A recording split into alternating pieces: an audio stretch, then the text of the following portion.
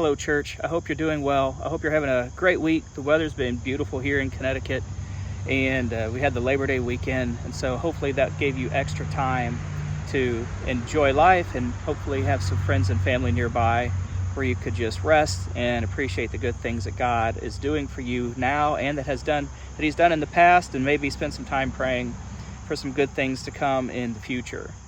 On Sunday at the Storrs Road Church of Christ, I preached mostly out of Mark chapter 11 with a little bit of work in the Old Testament prophet Isaiah as well.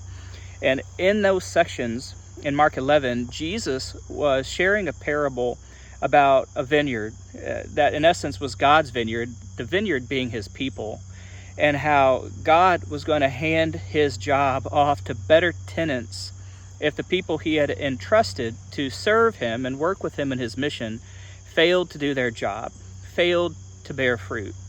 And when we think about the reasons we might fail to do our job or bear fruit, even if we love God or think we love God, it's partly because so many things can get in the way. So many things in this life can entangle us and distract us and fool us into thinking there'll always be time later, tomorrow or next year, or when I graduate or when I retire. And that kind of thinking is dangerous. In fact, can be deadly. I know that a graveyard, a burial ground, might be a weird place for me to be sitting right now recording this video, but I found this old spot, and these two stones right here behind me that you can't read, you're too far away and it's too blurred, are people who died in 1789, the Chamberlains, and they were both in their 60s when they died. Pretty old for that time period. But right next to them is someone also with the same last name who died 10 years later, it says in her 22nd year. So young.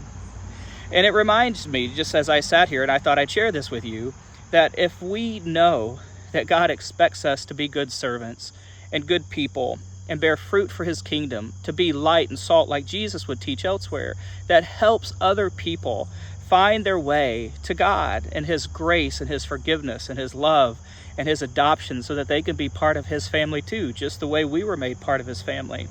Then if we know that's our job, we have to be about His business. We have to be busy doing those things, not later, but now, because death comes for us all and we never know when it's coming. So let that just be a reminder for us that it's a blessing for us to be here today, and God willing, we'll be here tomorrow. And if we are, let's do our job. Let's be light. Let's be kindness. Let's be mercy. Let's be love. Let's be hospitality. Let's be grace. So that the people around us who maybe don't know God yet can get a glimpse of Him and maybe develop a hunger for Him and seek Him, because when they do, they will find Him. Hope you have a good rest of the week. Give that some thought. Give that some prayer. And I hope to see you soon. God bless.